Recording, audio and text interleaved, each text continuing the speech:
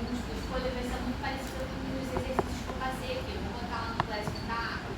Se eu não colocar, me lembra, coloca aqui os exercícios de OAB que você passou na outra turma pra gente também. Você saber mais gostou das perguntas. É basicamente assim, um caso hipotético.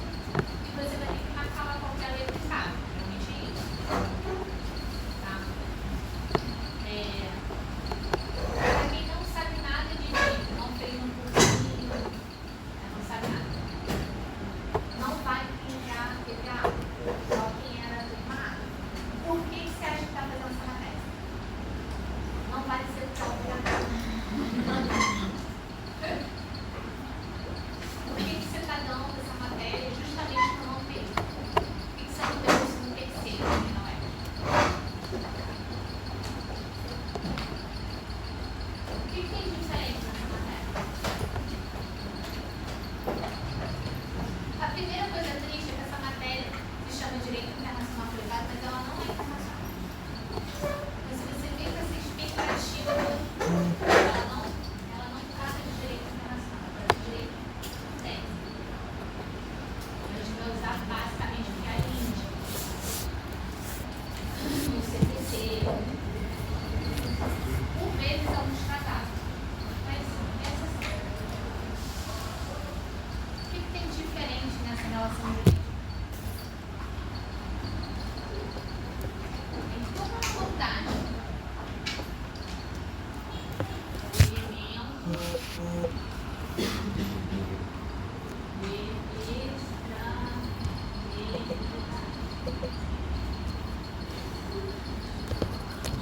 Você estudou até agora o mundo como ele não é. As pessoas eram sempre brasileiras, domiciliadas no Brasil. Claramente tinha esse elemento de estrangeidade. Isso que faz você ter que usar essa matéria. Essa matéria ela não vai te dizer como você o direito daquele caso. Ele vai te apontar o caminho. São regras de sobre-direito.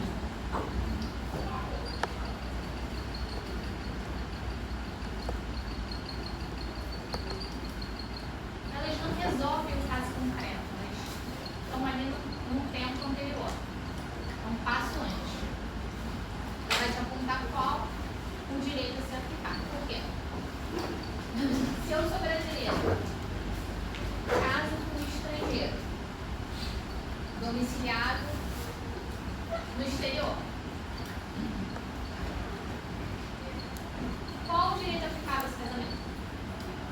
Eu casei na França. Esse estrangeiro é chinês, domiciliado na China, em Pequim. Eu sou brasileira, domiciliada no Rio de Janeiro. Nós dois nos casamos na França. Qual é a lei aplicável ao casamento? Você consegue dizer que é o direito brasileiro de casa? Não, você vai ter uma dúvida. Por quê? Porque tem vários elementos de estrangeidade. Tem um cara de outra nacionalidade, domiciliado em outro lugar. Tem um casamento realizado fora do território nacional. Tem você brasileiro e tem o direito brasileiro. Quando essa relação tem esses elementos de estrangeidade, a primeira pergunta que você tem que fazer é a do tipo. Você não consegue dizer se eu tenho direito aos bens num divórcio. Por quê? Você vai dizer isso de direito material. O direito civil precisa atender lá no direito de família.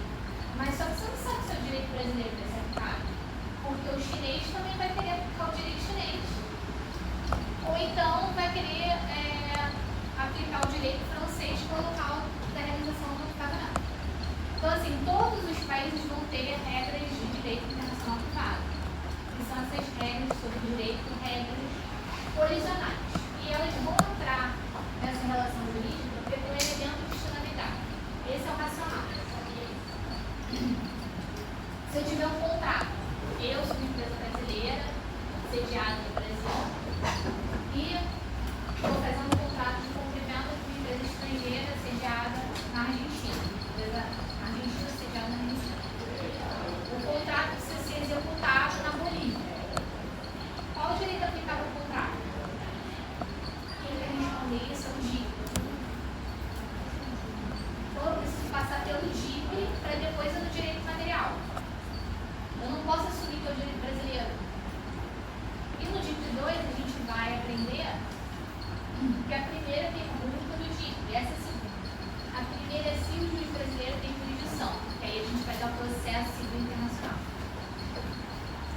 dizer qual juiz vai julgar a demanda, isso eu não posso fazer. Porque as regras do processo internacional são unilaterais e não podem ser bilateralizadas. Então, essas regras vão dizer somente se o juiz brasileiro tem jurisdição. Agora, pode ser que outro CPC da Argentina também tenha jurisdição para o juiz da Argentina. Por quê? Porque os países são soberanos para decidir quais são as demandas que eles querem julgar. A gente vai ter jurisdição totalmente e a jurisdição exclusiva. Mas o que interessa aqui é essa segunda pergunta. Qual é o direito aplicável? É isso aqui que eu vou responder.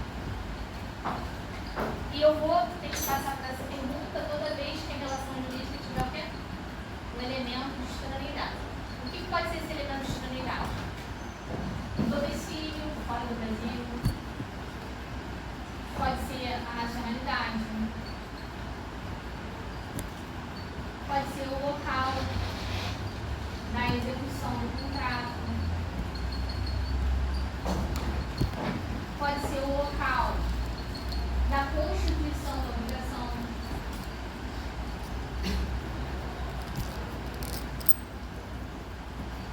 Pode ser o local da situação dos bens.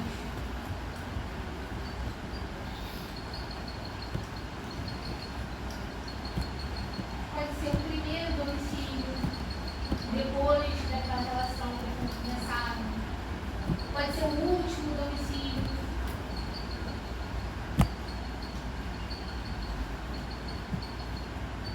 Isso aqui se chama elemento de conexão.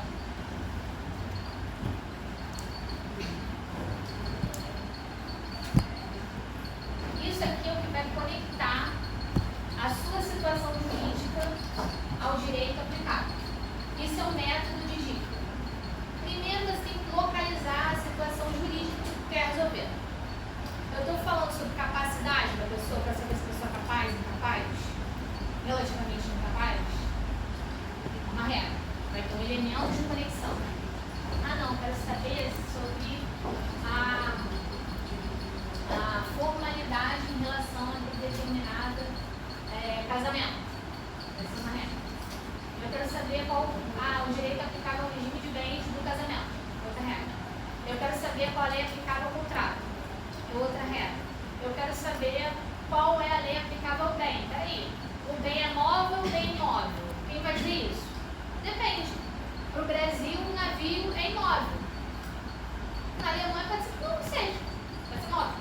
Quem determina isso? A jurisdição. Porque os países são soberanos. Então, qual é a regra aplicável aos bens? Vai ter uma regra própria. E aí, quem vai dizer esse caminho? A Índia. Ela que vai apontar o caminho. Direito interno. Um direito internacional. Infelizmente, a minha bateria vai acabar em breve, mas vamos utilizar o quanto é possível. Depois vocês vão ler isso também. Tem 5%. O celular velho, no final, 11 horas de computador. Então, começa lá a partir do artigo 7, que fala sobre a capacidade. Então, por exemplo, eu tenho um apartamento aqui no Rio de Janeiro, eu quero vender para você, que é francesa, domiciliada na França. Só que você tem maior cara de nova. Eu chego para você e pergunto assim: quantos anos você tem? Aí você fala assim: 17. Caramba, tem 17 e você vai assinar esse contrato? Não pode. Porque você é relativamente incapaz. Está certo ou está errado? Hã? Vai comigo. Está certo o tempo? Mas você fez a primeira pergunta que eu te falei? Não tem um elemento de extraneidade? Ela é francesa, domiciliada na França. Tem um elemento de extraneidade?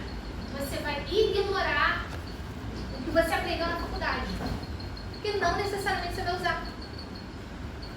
Você só vai usar se a minha matéria mandar você usar. Olha que legal. Elas mandam. Elas são as regras sobre o direito. Você precisou delas até hoje? Não, porque você não usou o elemento de você não estava no mundo real. Porque no mundo real, as pessoas transitam, as pessoas mudam de domicílio, as pessoas compram na internet. Tem fronteiras na internet? Então, essa matéria é uma matéria que você vai usar. Você deve usar ela com a matéria que você gosta. Se você gosta de criminal, você vai usar ela com criminal. Se você gosta de contratos, você vai usar ela com contratos.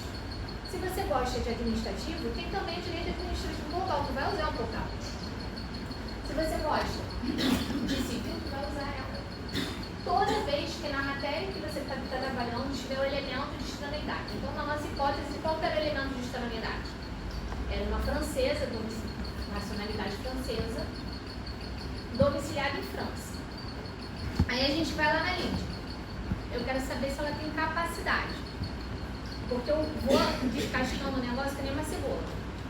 Uma coisa é a capacidade, outra coisa é a lei aplicável ao contrato de cumprimento. Entende? O fato dela ter capacidade é uma lei. O contrato é outra lei, que é outra regra. Entendeu? Então, ó, no artigo 7 fala assim: a lei do país em que é domiciliada a pessoa determina as regras sobre o começo e fim da personalidade, o nome, a capacidade e os direitos de família. Então, o fato dela ser francesa não quer dizer nada pra gente, porque o elemento de conexão, ele não é nacionalidade. Para a capacidade, o elemento de conexão é o domicílio. Ah, já foi um dia nacionalidade? Já. Ah, no Código Civil 16. Mas depois mudou para domicílio. Entendeu? Então, me interessa não o fato dela ser francesa, me interessa o lugar que ela é domiciliada. Aí eu tenho que perguntar para ela: você é domiciliada em França? Eu vou aplicar o quê? A lei francesa para a capacidade. E uma pessoa de 17 anos é plenamente capaz em França, então ela pode fazer o contrato de compra e venda sem o auxílio dos pais, porque ela é plenamente capaz. Mas se ela é francesa domiciliada no Rio, eu vou aplicar qual a regra? Direito brasileiro. E não obstante ela ser o quê? Francesa. E se fosse um brasileiro de 17 anos domiciliado na França? Plenamente capaz, porque não importa a nacionalidade, a regra do domicílio. Entenderam? Então eu preciso saber o quê? A situação jurídica, capacidade. Qual é o elemento de conexão? É só ler a lei. Não precisa decorar. Você tem que saber onde procurar esse negócio. Aline, mas se a gente mudar, você já entendeu o racional. Eu preciso saber o que eu quero procurar, qual é a situação jurídica que eu quero resolver. É a capacidade? É o contrato? É o casamento? É o bem? É o regime para sucessão? É saber se ele vai suceder? É saber se ele vai ser herdeiro? Aí eu localizei o que eu quero resolver. Quer saber se ele é capaz. E lá, Lídia, domicílio. Onde ele é domiciliado? França. Lei francesa. Não é o Código Civil brasileiro. Então, se você for lá no cartório com um cara domiciliado na França de 17 anos, você vai fazer essa escritura de compra e venda de imóveis, porque ele é capaz. E isso não pode ser afastado pelo juiz, porque aí os foge. Você não, ele tem que aplicar. Então, você, juiz brasileiro, se tiver que aplicar a lei francesa, você vai estudar a lei francesa. Eu tenho que aplicar a lei chinesa. Eu tenho que estudar a lei chinesa. Você não pode afastar a lei, porque a lei manda você fazer. Entende? Você não tem autonomia para afastar. Quando você vai afastar? Artigo 17 da LINDE. As leis, atos e sentenças de outro país, bem como quaisquer declarações de vontade, não terão eficácia no Brasil quando ofenderem a soberania nacional, os bons costumes e a ordem pública. Não sendo 17, você tem que aplicar. Então, não ofendendo a soberania nacional, os bons costumes e a ordem pública, você vai ter que aplicar o direito estrangeiro. Ok? Não tem jeito. E aí a gente vai vendo as várias regras. Então a gente começa lá pela capacidade, que a gente já viu que é o domicílio. Professora, Oi. Duas perguntas. O que faz se a pessoa tiver dois domicílios? Quê? O que faz se a pessoa tiver dois domicílios? E o que seria ordem pública exatamente?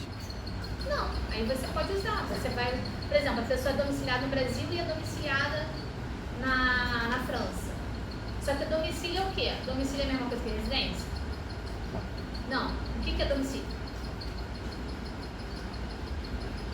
É residência com ânimo de permanecer. Certo? Ele tem um elemento subjetivo, uma qualificação. Então, assim, você está lá e cá, para o direito civil, você vai ter o quê? Aquele ânimo de permanecer. Aí, quando a gente chega lá em processo, também tem domicílio. Aí eu vou te perguntar, o domicílio processual é o mesmo do domicílio civil? Tem outro que vai dizer que não. Você não tem domicílio de trabalho? Você não tem domicílio tributário? Você não tem domicílio de eleição? Mas para o direito civil é a residência com ânimo de permanecer. Entendeu? Aí, por exemplo, no processual, mera residência é suficiente para configurar aquela hipótese de competência, jurisdição relativa?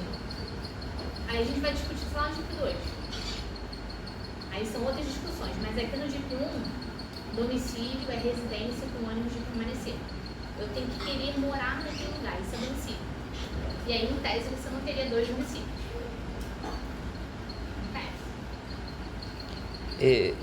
O que seria essa ordem pública? Tipo, se tiver Ordem pública é um conceito fluido, vago e que muda com o tempo. Então, o que é a ordem pública hoje não era ordem pública quando eu era estudante, há 25 anos atrás.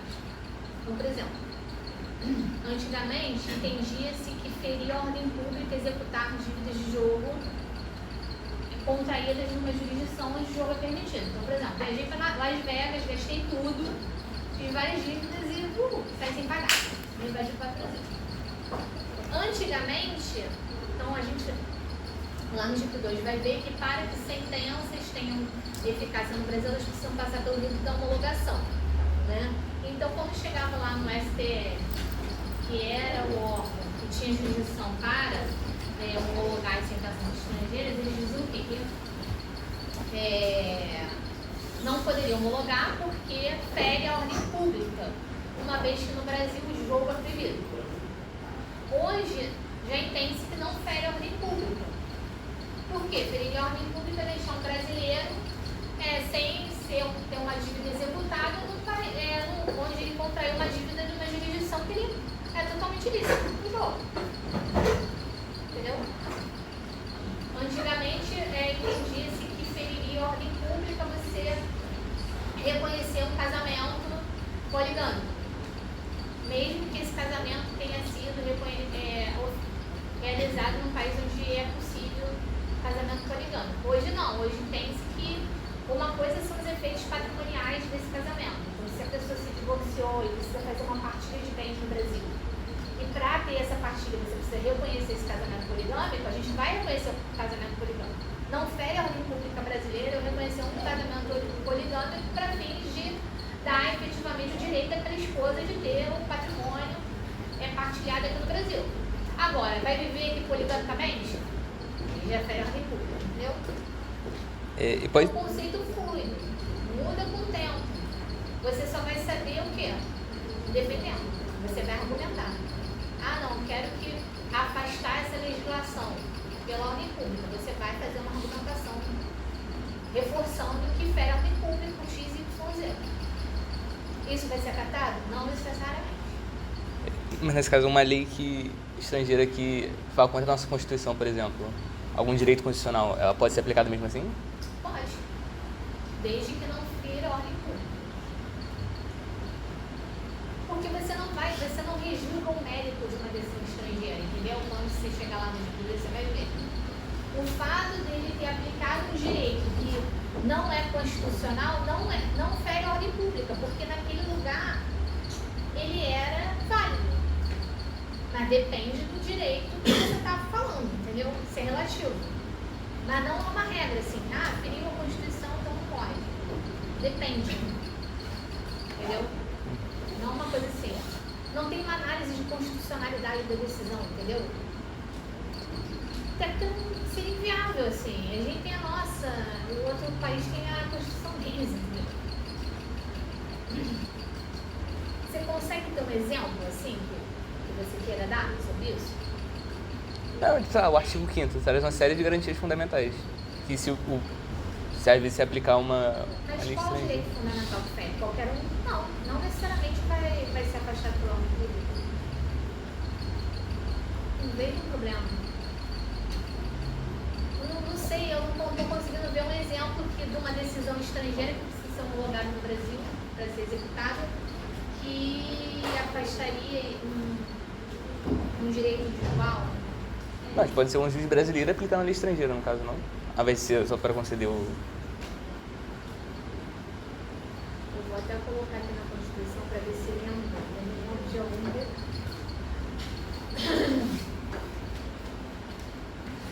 artigo 5º.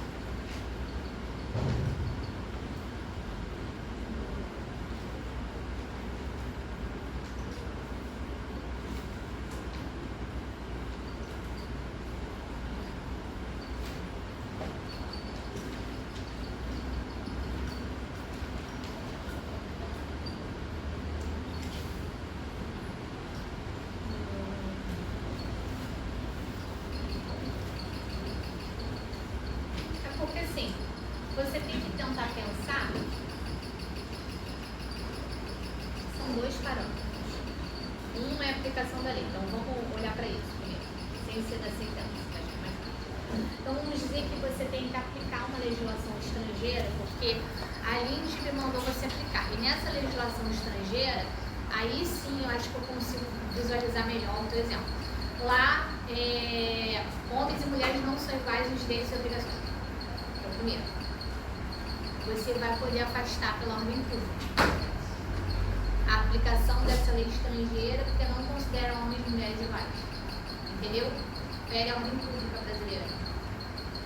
Porque não trata, por exemplo, lá, se eu aplicar lá a lei estrangeira, esse filho brasileiro não terá direito a nenhum quinhão da partilha no inventário. Fere a ordem pública brasileira. Aí o que vai importar? Eu teria pela LINDB que aplicar a lei estrangeira, porque vocês vão ver aqui no artigo 10 que a lei é aplicável ao último domicílio do decúbio. Então a lei aplicável ao inventário é o último domicílio do decúbio. E o decúbio estava no estrangeiro. Só que, tem até exceção aqui, só que ele tem filhos brasileiros. E aí toda vez que a lei brasileira for mais benéfica aos filhos brasileiros, você pode afastar a lei estrangeira. Que é a minha regra. Mas vamos dizer que os bens situados no Brasil,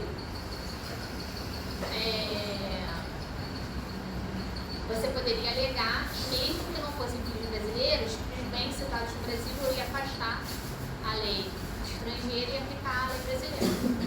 Toda vez que você afastar a lei estrangeira, você aplica a lei brasileira.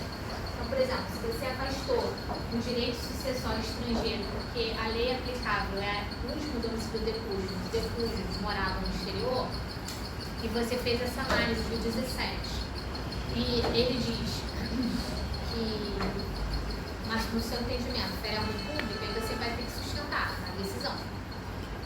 Fere a ordem pública, portanto, vou afastar a aplicação da lei estrangeira, aplica-se o direito brasileiro com relação à partilha, inclusive para os filhos que não são brasileiros dos bens que estão no Brasil, porque é o que dá. Se os bens estão no exterior, nada vai acontecer. Ok? Vamos ver aqui. Beleza. Aí, parágrafo 1º do artigo 7.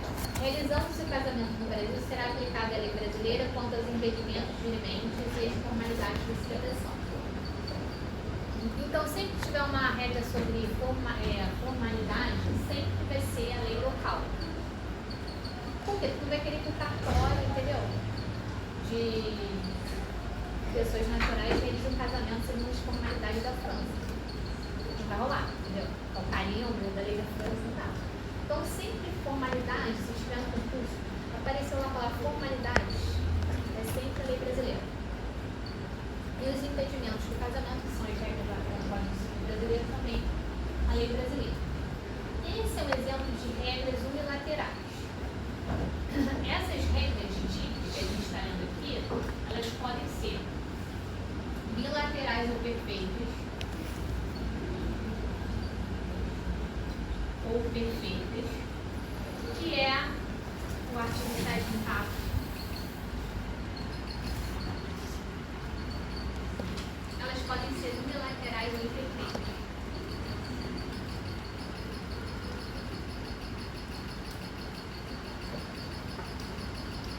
Que é o artigo 7º, parágrafo 1º. Por quê? Ela não está dizendo qual o direito aplicável. Ela está dizendo que vai aplicar a lei brasileira. Qual é a regra aplicada ao casamento, às formalidades do casamento realizado na França? Está escrito aqui? Não.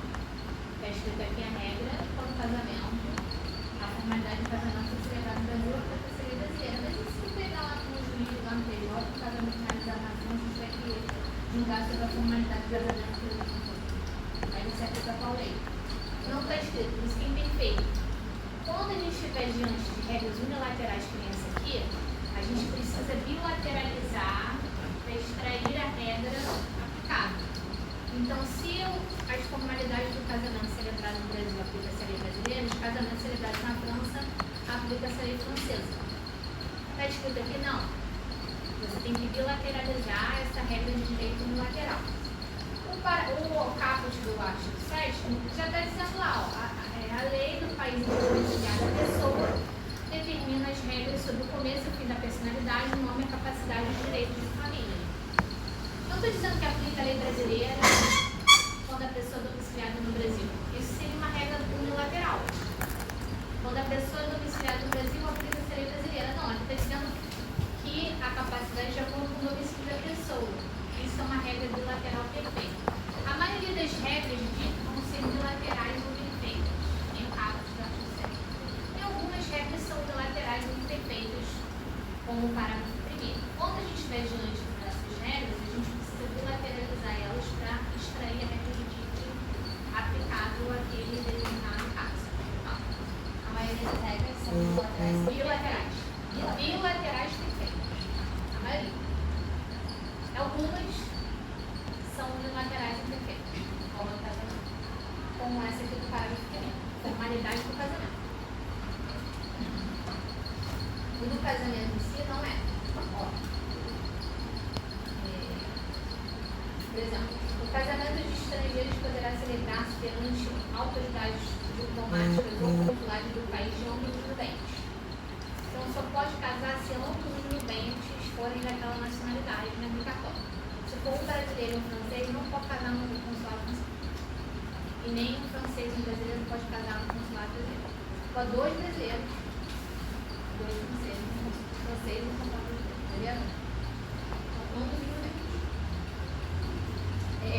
Tendo os nubentes domicílio diverso, regerá os casos de invalidade do matrimônio, a lei do primeiro domicílio do casal.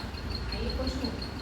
O regime de bens legal ou convencional obedece à lei do país em que os bens estiverem domicílio e se este for diverso, o primeiro domicílio do casal. Então, o regime de bens legal ou obrigacional, ele vai se reger pela lei do domicílio de ambos os bens. Quando este domicílio for diverso, o primeiro domicílio do casal. Então, tem um francês domiciliado no Rio de Janeiro. Você é uma brasileira domiciliada no Rio de Janeiro. Vocês se casam na França. As regras relativas à formalidade do casamento será o quê?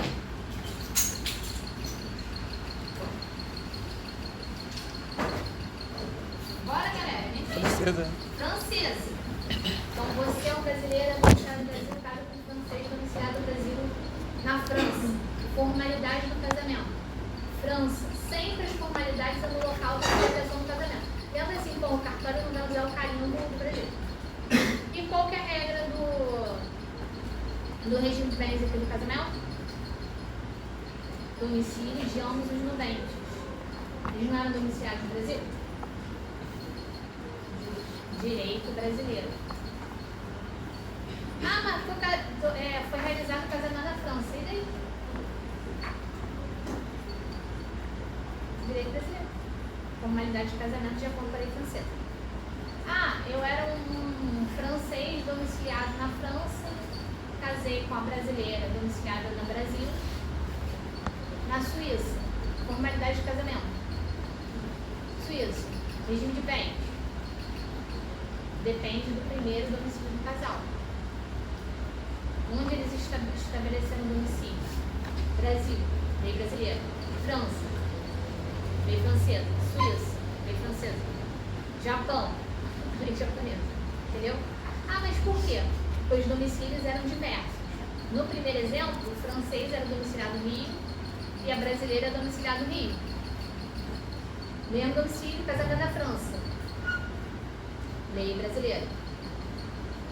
Francês domiciliado na França. Brasileira domiciliada no Brasil.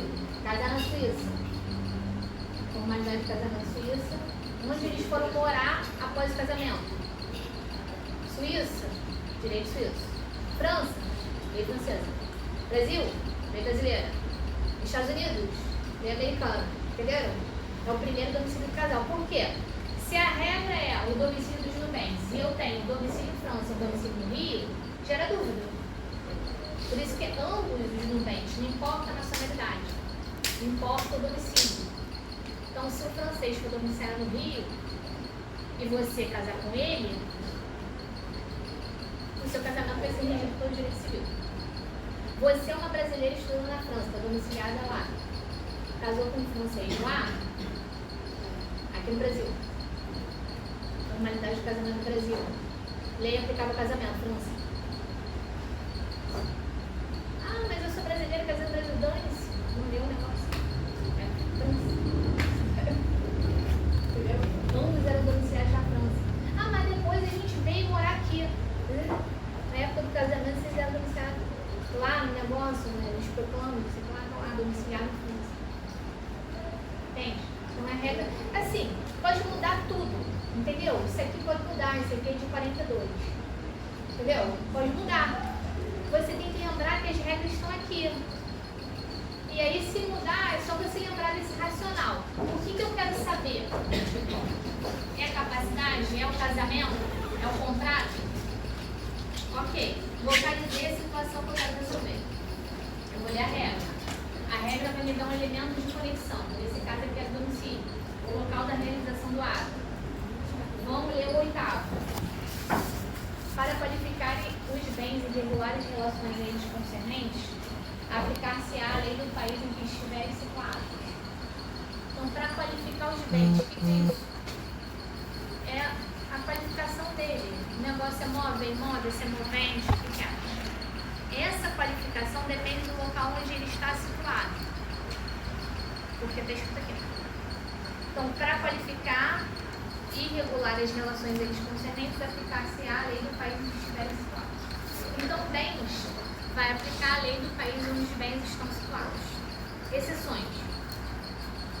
Parágrafo 1º. Aplicar-se-á a lei do país em que for domiciliado o proprietário quanto aos bens móveis que ele trouxer ou se destinarem a transporte para outro lugar. Um navio, por exemplo. O penhor regula-se pela lei do domicílio em que tiver a pessoa em cuja posse se encontre a coisa penhada. Ok? Então, o penhor vai sempre se reger pela pessoa que está responsável lá pelo penhor. Isso é bem. Contratos. Tipo nome. Para qualificar e reger as obrigações, aplicar-se-á a lei do país em que constituído. Então, os contratos se regem pelo local da constituição do contrato. E se as partes estiverem ausentes e não delimitarem o local da constituição do contrato, é o domicílio do proponente, que é o parágrafo 1º. Destinando-se a obrigação a ser executada no a obrigação resultante do contrato reputar-se-á constituída no local onde residir o proponente. Só se não estiver o local de constituição do contrato. Então, o local de residência do proponente. Então, por exemplo, eu tenho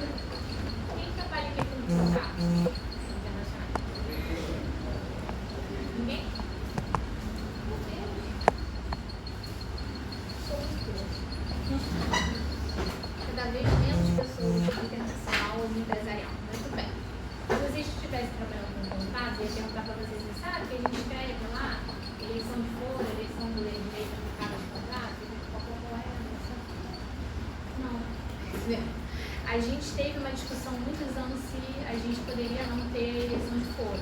Essa discussão acabou quando veio o CPC de 2015 que permitiu a eleição de foro. Tá? Então, essa discussão morreu a partir de 2015. Mas não há autonomia da vontade das partes na eleição da lei aplicável ao contrato. Então, cuidado. Se você constitui o contrato no Brasil, é a lei brasileira que vai ser aplicável caso o juiz brasileiro tenha que dirimir as questões decorrentes desse contrato. Se for o juiz francês, o que vai acontecer? Ele vai ter outras regras de tipo lá. Não necessariamente vão ser as nossas regras de tipo atual, entendeu? Então pode ser que lá na França seja outra regra de conexão e aí o juiz francês vai aplicar a regra dele e vai, enfim, aplicar outro direito. Mas se for o juiz brasileiro, ele vai ter que aplicar a língua. Ele não pode afastar a língua pela autonomia da vontade das partes. Então, tomem cuidado na hora de escolher a lei aplicável, porque se você não constitui o contrato nesse local, pode ser que o juiz, em tese, ele não iria aplicar essa escolha que você fez, tá? Eu não peguei muito bem. Tipo assim, por exemplo, eu vou fazer um contrato com ele e ele vai falar, o foro vai ser na França. Mas como o contrato brasileiro, o juiz da França vai ter que aplicar a lei brasileira? Uma coisa é o foro, outra coisa é a lei aplicável. O que eu falei é que geralmente nos contratos, logo depois do foro ou antes do foro, tem a lei aplicável. Antigamente, antes do CPC de 2015, não havia possibilidade de você escolher um foro da França. Então, se você ajuizasse uma demanda questionando um contrato internacional, cujas partes tenham elegido o foro da França, isso lá antes do CPC de 2015, tá? Ele ia falar assim, e aí a outra parte contestasse e falar assim, você tem que extinguir o processo de resolução do MEC porque tem uma eleição de foro que é a França. Aí o juiz ia falar assim, não, você não pode afastar o CPC para escolher um foro estrangeiro, porque eu vou aplicar o CPC, eu sou obrigada a aplicar o CPC. E no CPC diz que se o réu for domiciliado no Brasil, se aqui tiver que ser cumprida a obrigação, decorrer de ato ou fato praticado no Brasil, eu tenho jurisdição. Então, eu não vou aceitar a sua autonomia da vontade para escolher o foro. Por isso que as arbitragens internacionais eram bem difundidas antigamente, e até hoje são. Por quê? Segundo a lei de arbitragem, lá dos anos 90, você poderia sim escolher um juízo arbitral internacional, estrangeiro, internacional não, estrangeiro. Então, por exemplo, eu poderia escolher a arbitragem de Nova York, mas eu não poderia escolher o juiz estadual de Nova York. Entendeu? Porque a lei de arbitragem permitia a arbitragem internacional. Só que não havia uma regra que permitisse que você escolhesse um juiz estrangeiro. E aí, quando tinha um conflito entre o que você escolheu privadamente no contrato do CPC, o juiz ia aplicar o CPC.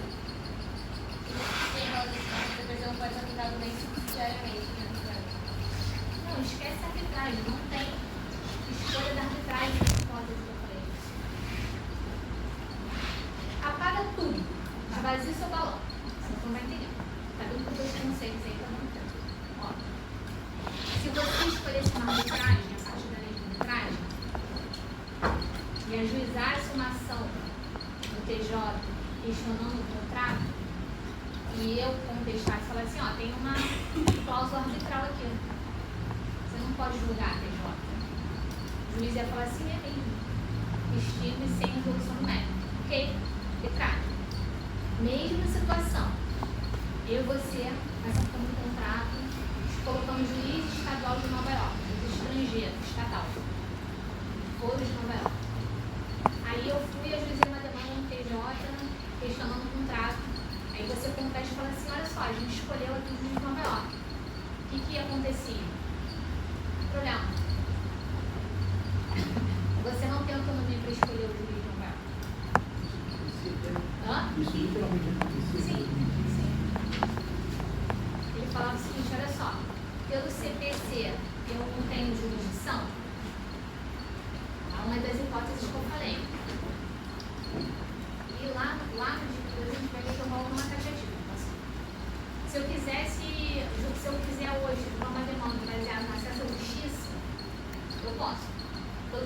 da inafastabilidade da jurisdição? Eu posso.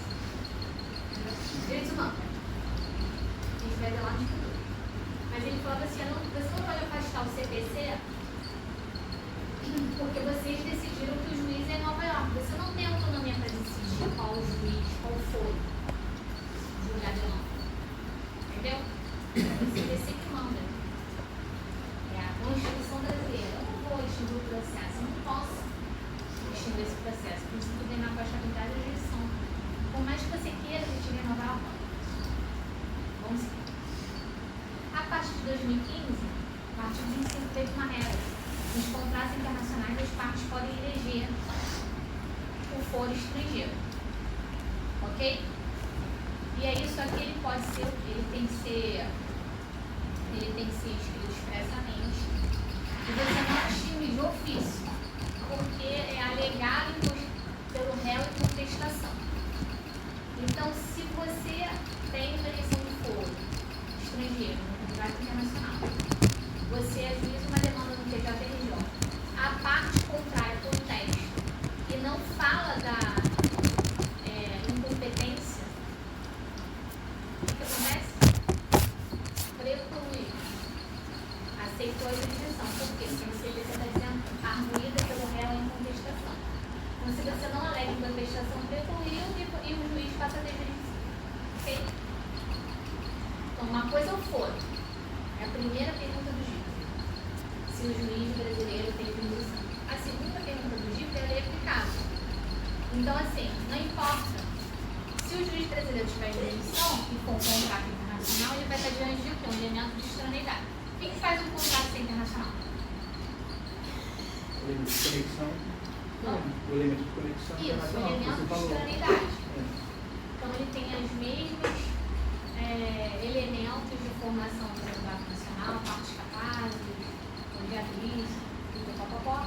Só que ele tem o quê? O elemento de extraneidade. Esse elemento de extraneidade pode ser a nacionalidade de uma das partes, pode ser o local de execução, que não é Brasil, pode ser uma importação, pode ser uma exportação, pode ser o contrato, seja um pagamento no exterior.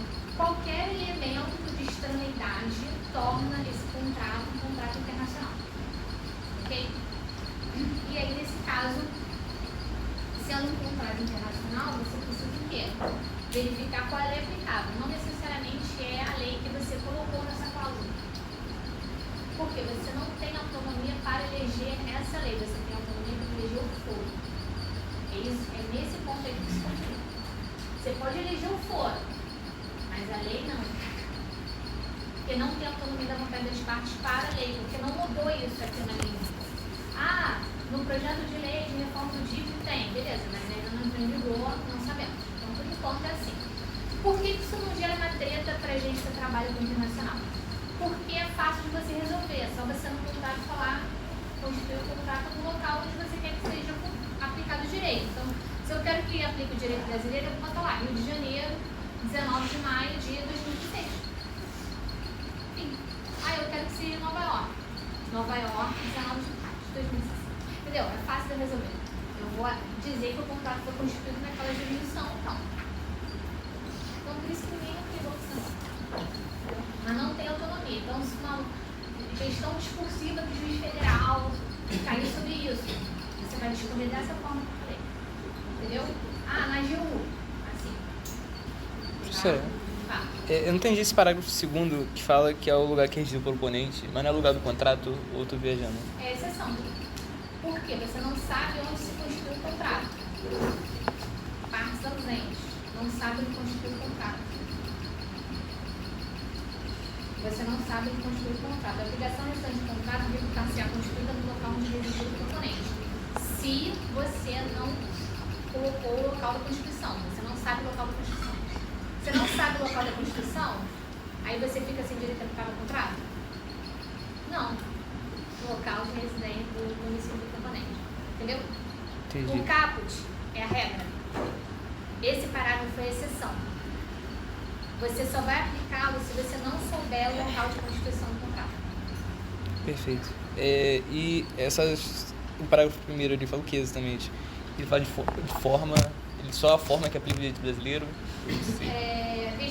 Destinando-se a obrigação a ser executada no Brasil, dependendo de forma essencial, será admitidas as peculiaridades da estrangeira quando os requisitos institucional.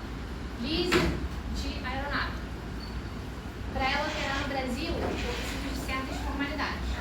Afretamento de embarcação estrangeira. Para ela operar no Brasil, eu preciso de certas formalidades. Na aeronave, eu preciso escrever lá no RAB. Então, dependendo esse contrato internacional de alguma coisa, a obrigação precisa ser executada no Brasil, ou seja, eu preciso operar a aeronave no Brasil e dependendo de uma forma essencial, ou seja, eu preciso fazer a matrícula no RAB, eu vou fazer isso, mas não quer dizer que o fato de eu fazer a matrícula no RAB vai fazer com que o lease agreement na aeronave seja aplicado no direito brasileiro. Porque é o local da constituição do lease agreement. Nenhuma aeronave recebeu lease agreement na lease. Certo? E nem o foro, né? Mas aí é aquilo. Se você elegeu o foro e na contestação você não fala o foro, o juiz brasileiro vai julgar.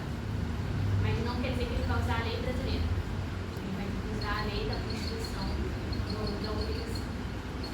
Ah, você é burro, não esqueceu de colocar um negócio lá no local da Constituição do contrato. Aí você vai usar essa regra aqui. Qual o domicílio do proponente? Você usa essa regra. 10. A sucessão por morte ou por ausência obedece à lei do país em que domiciliado, defunto ou desaparecido, qualquer que seja a natureza e a situação dos bens. Então, a sucessão vai seguir a regra do último domicílio do defunto, não importa qual é a natureza ou situação dos bens. Então, uma coisa é o juiz que vai julgar assim. Lá no título 2 a gente vai ver que aos bens situados no Brasil, somente o juiz brasileiro pode julgar a partir desses bens. É artigo 23.2 do CPC. Ok? Qual a lei que ele vai aplicar, o juiz brasileiro? Ele vai aplicar a lei do local onde a lei do país em que é domiciliado defunto ou desaparecido, qualquer que seja a situação na vida do bem. Ele vai aplicar para essa sucessão o direito do domicílio. Então, ele tem jurisdição, porque ele precisa fazer parte dos bens situados no Brasil. Ok? E essa sucessão vai obedecer à lei do último domicílio do defunto. Ok? Parágrafo 1º. A sucessão de bens de estrangeiros situados no país será regulada pela lei brasileira em benefício do cônjuge ou filhos brasileiros ou de quem os represente, sempre que lhes seja mais favorável a lei pessoal do defunto. Sempre que não lhes seja mais favorável. Então, quando a lei estrangeira não for mais favorável ao filho brasileiro ou ao cônjuge brasileiro, o juiz brasileiro pode aplicar a lei brasileira quanto aos bens situados no Brasil.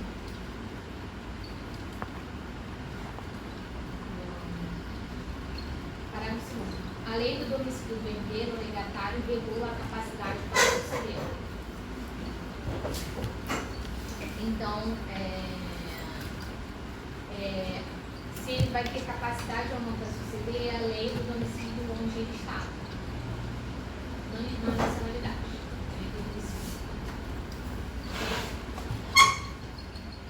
As organizações destinadas a fins de interesse coletivo, como as sociedades e as fundações, obedecem à lei do Estado em que se constituem. Então, aqui, as pessoas jurídicas, a lei que aplica a elas é o local da sua Constituição.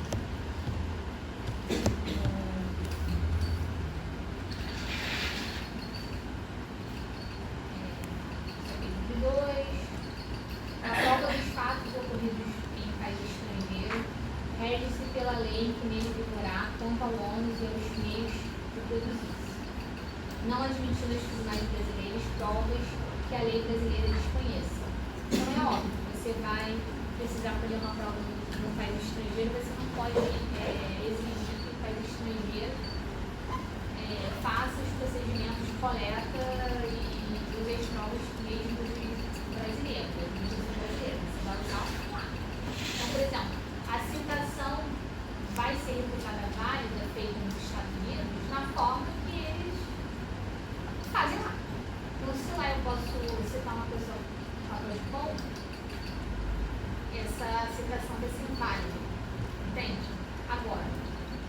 eu não posso, eu não vou admitir que uma citação por papel de som seja feita no Brasil e usada nos autos de processo no exterior, porque, para citar alguém aqui, eu admiro somente o oficial de justiça. Então, quando ele for trazer essa decisão, essa sentença estrangeira para ter efeitos no Brasil, o juiz do STF vai analisar se nossa, essa citação não foi válida. Porque você citou uma pessoa no Brasil de uma forma que aqui na jurisdição não é válida. Entendeu? Então, mas se eu for, mas eu homologaria a mesma forma de citação se essa citação tivesse feita nos Estados Unidos, mesmo que fosse contra um brasileiro. Porque lá nos Estados Unidos a citação dessa forma é válida. Porque não é válida a citação dessa forma no Brasil. Entende? Então você tem que fazer essa análise. A análise internacional é sempre de acordo com a jurisdição que está realizando lá. Por exemplo, o MP da Itália, ele tem jurisdição para quebrar o sigilo bancário lá na Itália. Aqui no Brasil ele tem. O MP brasileiro tem? Não, não tem. É um juiz, certo? Mas se eu pedir uma cooperação, o MP da Itália pede uma cooperação para quebrar o sigilo bancário no Brasil. A gente cumpre. Por quê? Porque lá na Itália, ele tem jurisdição para pedir isso. Não importa que no Brasil só o juiz dê isso, entendeu? Você não pode exigir que na Itália o juiz faça isso, porque lá na Itália ele vai ter. E aí, se você não der, não vai ter cooperação nenhuma, porque você não pode interferir na forma. A mesma coisa que eu só vou aceitar esse pedido de cooperação na Itália se você mandar pelo MP.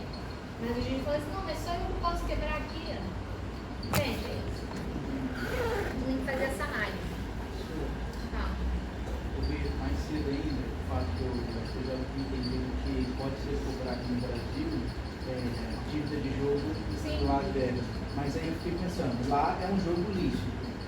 A lei me permite, desde que seja lícito. Mas na minha cabeça, eu achei que adquiriria ao a moral, ainda que lá seja um jogo legal. Então, esse entendimento é ultrapassado.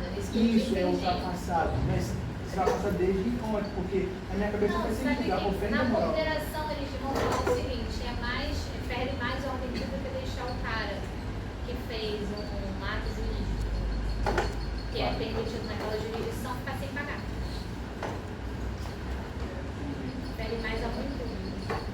Isso era válido até ano passado. Não. Teve uma decisão de 2017, mas acho que consolidou agora no passado ou ano passado. Por quê? Porque a ordem pública pode ser não é estanque, pode mudar.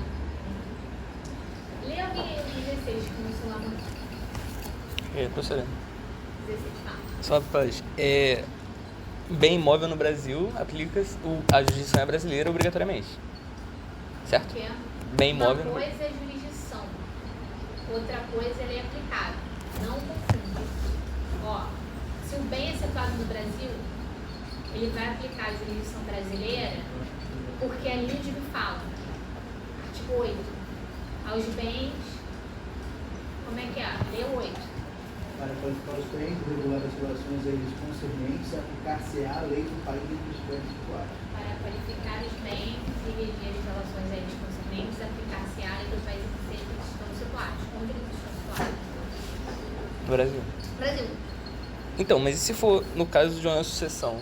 Aí aplica a lei do Dom Tilo de Cruz, a lei do Brasil. Porque pode ter bens na sucessão. Uma coisa é a regra para sucessão. Outra coisa é a regra para qualificar e reger os bens.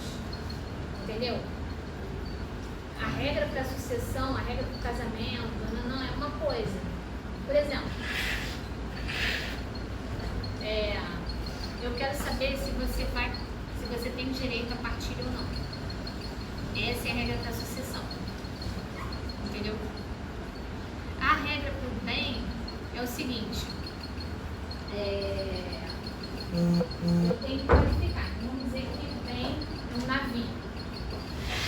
Ele está em águas jurisdicionais brasileiras. Qual o local que eles estão situados? Brasil. Aí tem a regra lá que os bens, como é que é o parágrafo 2º? Oi? O penhor Não, primeiro. aplica-se a lei do país que for domiciliado o proprietário quanto aos bens móveis que ele trouxer ao se destinarem a transporte para outros locais. Então, o navio estaria na classificação de bens destinados a transporte. Então, aplica-se a lei do domicílio do proprietário dele. Ele está localizado no Brasil. Pelo caput, se não fosse essa exceção, seria a lei brasileira, mas tem essa exceção.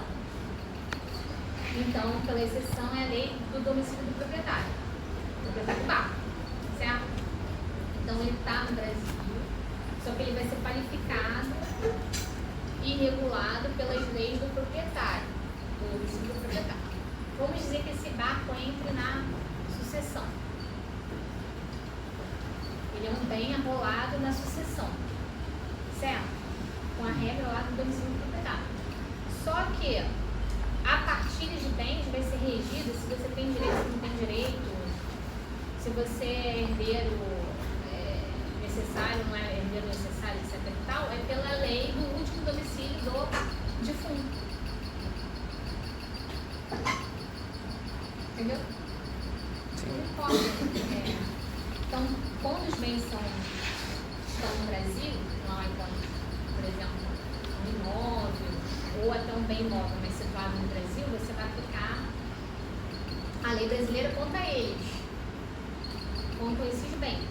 Vai dizer se ele é móvel ou imóvel, a lei é aplicável à propriedade dele, mas não a partilha de bens, que aí a sucessão, aí é a regra do 10. Entendeu? Por exemplo, vamos dizer que tem um contrato de afretamento da embarcação. A lei aplicável a contrato de afretamento é o local de constituição do contrato de afretamento. Então, por exemplo, essa cláusula aqui, ela é válida ou inválida dentro do direito da constituição do contrato de afretamento. Mas isso não impede que tenha a lei aplicável ao barco e a qualificação dele. Então, por exemplo, se eu quiser fazer uma determinada medida judicial aqui, vou dizer que tenha no contrato de afretamento, um contrato de cumprimento da embarcação, um financiamento, um project finance. E aí, eu coloquei lá uma hipoteca do navio, que é um bem móvel. Então, eu hipotequei o navio para receber um dinheiro, certo? Então, essa hipoteca vai ter o quê? Preferência, não é? Vocês viram lá em direito de reais. Por isso que a gente dá essa matéria no final. Então, vai ter uma certa preferência. Você está tentando arrestar essa embarcação aqui no Brasil, porque você tem dívidas que você está discutindo do contrato. Entendeu? Aí tem vários remédios. Por exemplo, o proprietário da embarcação é o devedor, vamos dizer que ele seja. Ok, passou pelo primeiro crivo. Mas essa hipoteca é válida? É de acordo com o direito do domicílio do proprietário. A validade da hipoteca é de acordo com o domicílio do proprietário, certo? Que é um bem, é relativo ao bem.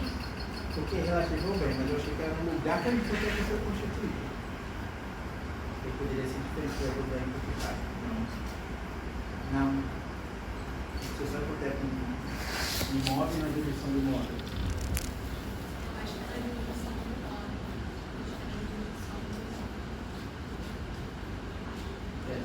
Mas assim, o fato é, tu tá com uma cara que tu não tá entendendo. Mas é uma cebola. Você pode ter numa relação jurídica várias leis aplicáveis, porque vão ter várias situações jurídicas para serem resolvidas. Uma é a capacidade, a outra é a lei aplicável ao contrato, a outra é a lei aplicável ao bem, outra ao furo. Então, no direito internacional são situações muito conectadas, entendeu? E muitos condicionantes, professora. Muitos É uma regra condicionante. vai depender de um monte de coisa para saber. Vai ser tudo perdido. Exatamente. E é complexo mesmo. Esse caso aí é um caso até concreto, que aconteceu quando a OGX estava falindo. Eles tentaram arrestar um FPSO aqui na Baía de Guanabara, da operação pela OGX. E aí tinha toda essa discussão. Se a hipoteca fosse inválida, eles poderiam arrestar os credores da OGX. Se a hipoteca não fosse válida, não poderia. Teria preferência, ou não teria preferência, entendeu? Então são questões complexas mesmo. E aí você vai ter que ir meio que descascando essa cebola aí aos poucos. 16.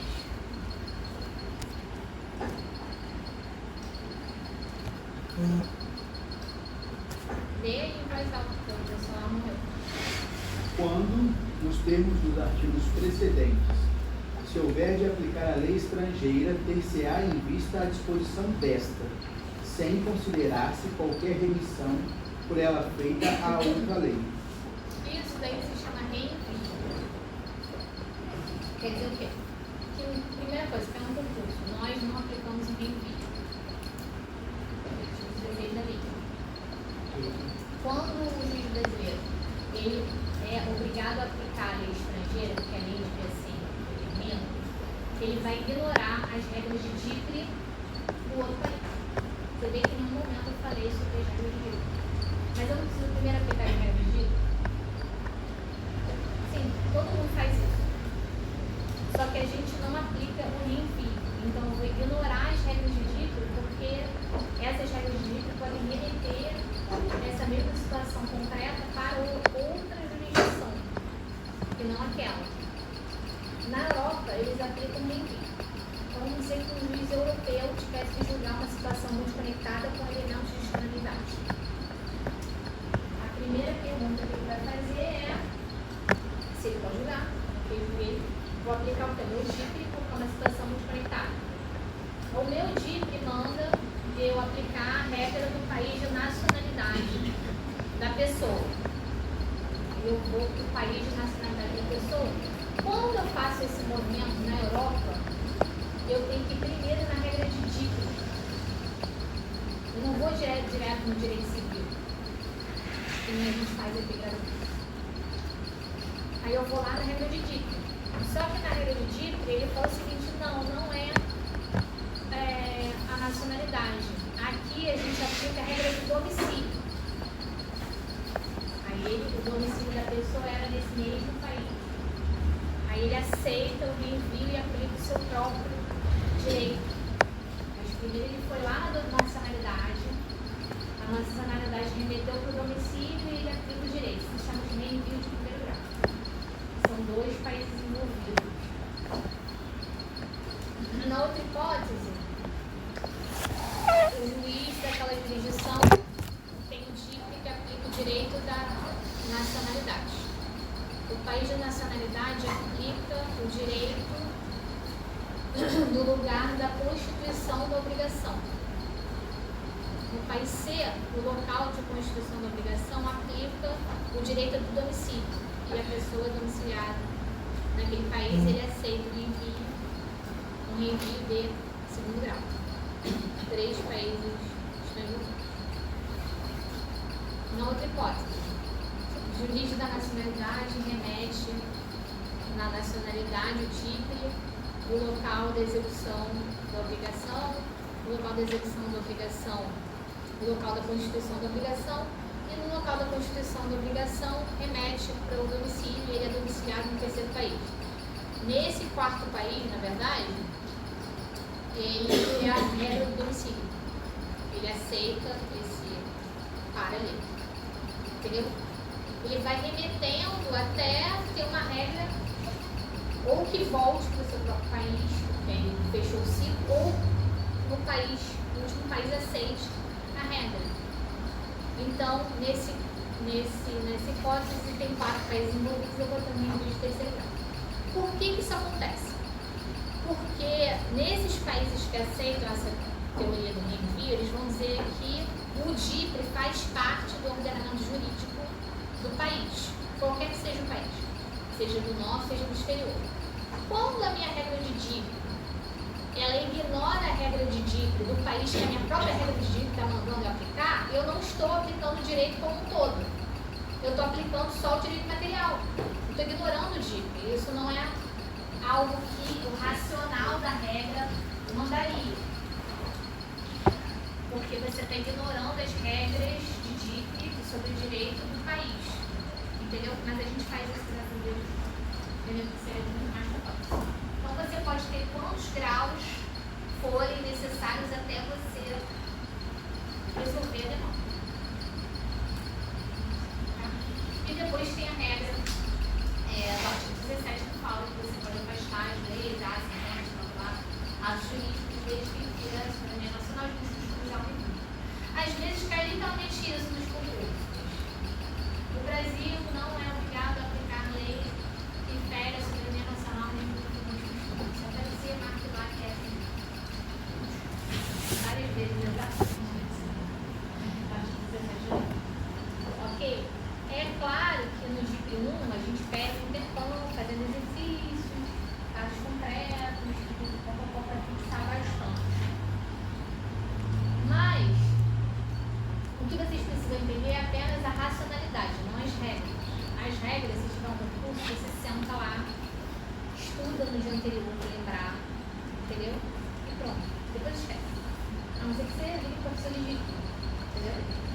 Por quê? Você tem que lembrar o seguinte: tem um elemento de estranidade, você precisa olhar para isso aqui. Você não pode sair aplicando o direito brasileiro que nem o outro empenhou a pegar. Não é? Pode ser que seja direito brasileiro, pode ser que não. Vai depender o quê? Da língua. Na língua, vai ter o elemento de conexão, que vai conectar essa situação que você quer resolver. Sucessão é o bem, é o contrato, é a capacidade, é o direito de família, é o casamento, é a formalidade do casamento, é o penhor. O que você quer resolver? Vai estar lá. Esse elemento de conexão pode ser domicílio e nacionalidade, local de execução do contrato, local da constituição da obrigação, situação do bem, último domicílio. Vai estar regra lá. Aí, esse elemento de conexão vai apontar o direito. Onde é domiciliado? O direito daquele país onde é domiciliado. Onde foi constituído o contrato? O local onde foi constituído o contrato. E esse contrato. Ok? Eu não sei se estou adiantando alguma coisa. A senhora falou que a gente tinha que trazer também a Constituição e a Lei de Imigração. Tem alguma coisa? Pode cair alguma coisa que você queira listar na dúvida? A Lei de Imigração é o seguinte. Morreu no celular. Mas basicamente é o seguinte. Até 2017, a gente tratava os estrangeiros criminalizados. Porque existia uma regra que era o Estatuto do Estrangeiro, que foi feita na ditadura militar, em 1980. Então, tudo era meio que criminalizado. Então, o cara ficava legal, crime. Entendeu? Você não conseguia acertar o status de uma pessoa ilegal no Brasil. Quando veio a Lei de Imigração, a gente tem, se vocês pegarem lá para ler, vão ter vários princípios lá de direitos humanos. E que essa legislação não conversava com a Constituição, passou a mudar toda, passou a conversar com a Constituição. Então, esses migrantes, eles não vão ter mais esse tratamento de droga. Entendeu? Vamos regularizar aqui, vamos dar para você se regularizar, se der irregular, entendeu? Vamos respeitar aqui quem vai ter acesso aos direitos trabalhistas, vai ter acesso aos direitos previdenciários, independente do seu status legal. Antigamente era eu boliviano lá, nos guetos, trabalhando lá naqueles negócios de costura, lembra, em São Paulo? Vários deles abatidos, muito escravizados lá, porque o cara estava ilegal, se ele saísse, ele era deportado, entendeu? Então ele ia fazer. Ele se designava aquela situação, né? De salários, né, baixos, sem nenhum tipo de proteção, sem nenhum tipo de status,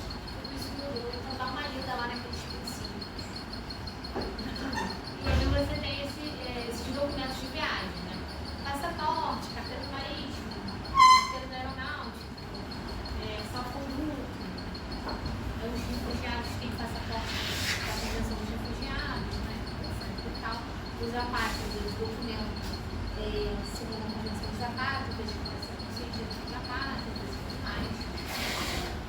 Você vai ter lá a questão dos vistos.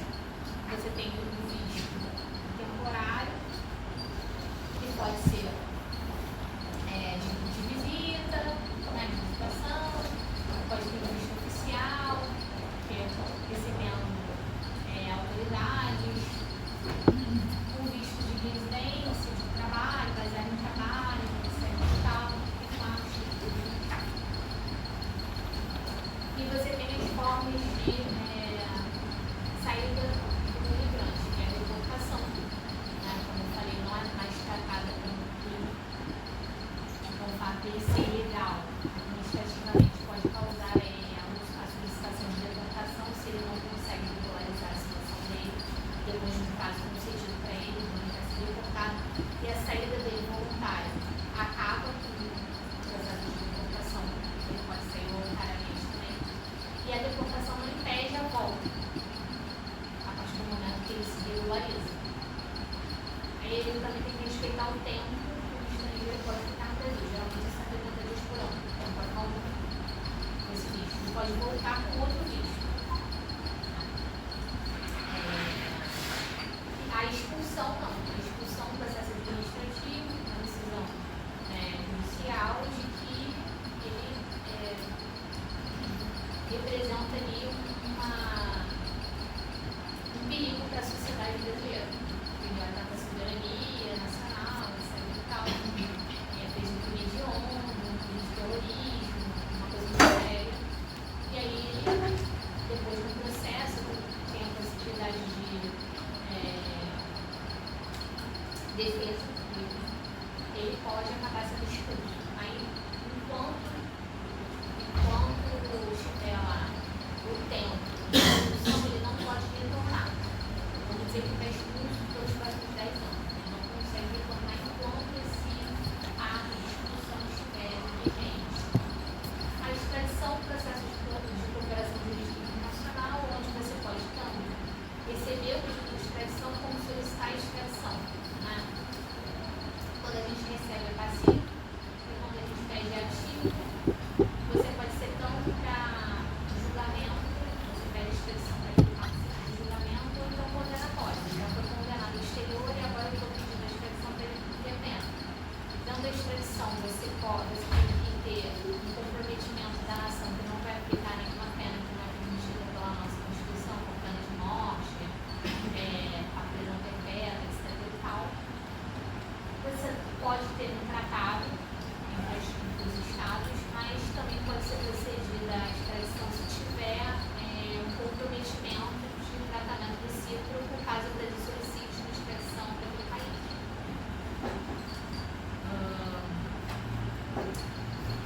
Basicamente isso. Também tem o caso da nacionalidade, que é aquele caso lá que eu coloquei para vocês fazerem, né? A prova faz esse sistema de que é aquele caso muito bom. Um caso que o nacional alemão, na época da Segunda Guerra Mundial, morava qual que era o país? Guatemala. Você já fez? Não se entendi muito bem, mas pelo que eu saiba, acho que era um alemão que estava na Guatemala, aí estava em guerra contra a Alemanha, aí tinha algumas não é sanções, mas algumas retaliações do país contra ele, aí ele foi acho que para Luxemburgo, se não me engano, para tentar adquirir a nacionalidade lá, só que a Guatemala desconsiderou essa nacionalização dele de Luxemburgo, aí teve o caso e no final E tinha bastante dinheiro já na Guatemala. Aí a Guatemala aproveitou a guerra e exportou os bens porque ele não era aliado. Exportou os bens dele.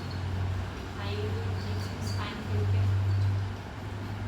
Liechtenstein foi a Corte Internacional de Justiça defender seu nacional, pleiteando a proteção dos bens desse nacional dele. Muito bom. E aí esse é o lead case da questão da nacionalidade. O país ele é soberano, independente de ele conceder a nacionalidade para qualquer pessoa, discricionariamente, então precisa de alguma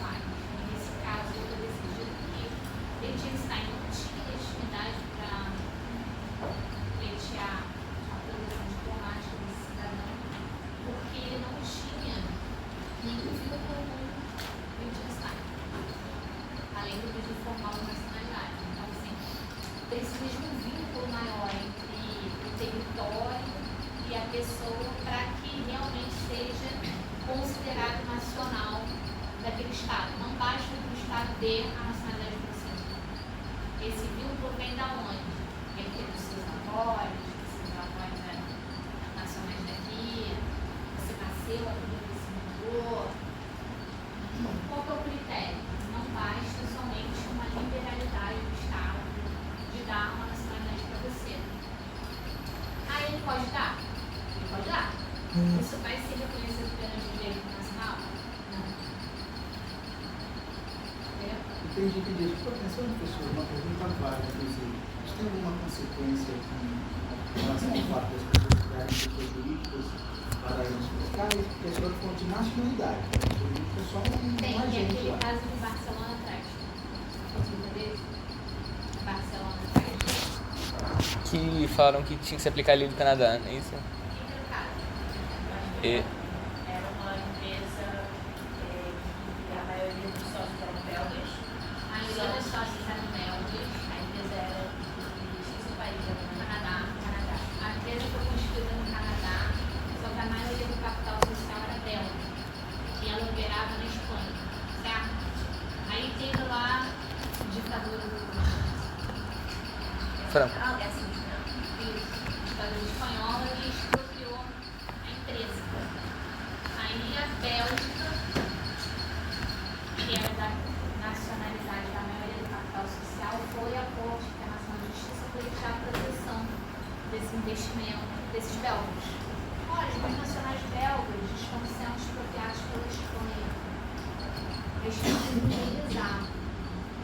Aí a Corte falou o seguinte: a legitimidade aqui é do Canadá, porque a nacionalidade da pessoa jurídica é de acordo com o local da Constituição e não com a maioria do capital social. Então, uma coisa é a pessoa jurídica, outra coisa são sócios. E a nacionalidade da pessoa jurídica é de acordo com o local da Constituição dos seus atos societários, no caso concreto do Canadá. Então, o Canadá que seria legítimo para deixar essa indenização dessa situação, e não o Canadá. As pessoas insistem então fazer pessoas jurídicas no paraíso fiscal porque a nacionalidade dela é do paraíso fiscal e vai Cara, mas você sabe qual é o principal objetivo? Porque nos paraísos fiscais você não é obrigado a dar publicidade ao sócio. Além das vantagens fiscais. Mas o principal motivo é que eu não sou obrigado a dizer quem são as pessoas que estão por trás dessa pessoa. É porque você, assim, eu falar que na faculdade nunca tem tempo de ver as coisas concretas. Mas, por exemplo, Delaware, sei lá, 90% de todas as empresas que norte-americanos que atuam fora dos Estados Unidos são constituídas em Delaware. Por quê? Porque lá tem esse benefício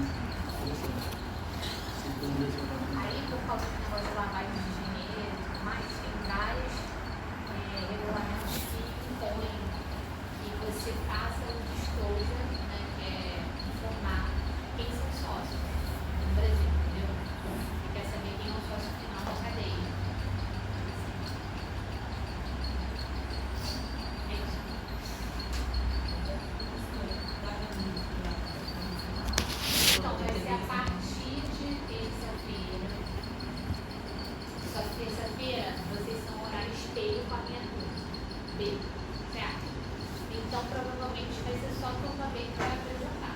Mas, se vocês quiserem participar, seria bom. Porque vocês já vão ver como é que vai passar uma dinâmica deles, né? Na quarta-feira, vocês têm esse horário anterior a esse, né? 9. Não é isso? Então, eu vou sair da minha aula de time 2, eu entraria numa outra aula de time 2. Mas como eu já nem terminei, vai ser um convidado, que vai dar aula, eu não preciso estar na turma. Eu venho pra cá e a gente começa, inclusive, provavelmente só na quarta-feira. Provavelmente não vai dar pra fazer tudo na quarta-feira. Vai depender de quantos grupos tiver, né? Não dando tempo, a gente vai continuar na terça-feira e na quarta-feira. Mas são 2 grupos hoje. Não, vocês não têm. Alguém já tem grupo para colocar? Coloca lá no Classroom. Eu acho que já tem tudo sim. É porque no Classroom lá tem Coloca lá, ó, eu quero fazer sobre tal, número tal. Pelo menos 10, são 20 pessoas por casa. 10 por um lado e 10 por outro. Entendeu? E aí, quem for fazer a prova, eu vou botar lá os exercícios de escolha no ar, se eles quiserem. Bem, mais ou menos como é que a gente trabalhou aqui na turma B. Vai ser uma coisa mais ou menos parecida, não exatamente igual, mas parecida. E aí, e aí tem os pontos extras, esses trabalhinhos que eu passei, ainda tem a apresentação, vai ter uma apresentação da LAC. Aí vocês podem ir lá para dar uma moral aos caras, uma ponto extra, tá bom? Da LAC, ciências É, criminais. eu acho que é segunda-feira, não tem hora. Vou dar uma moral lá pra eles, ia participar, vou passar uma lista. Entendeu? E quando chegar lá em agosto,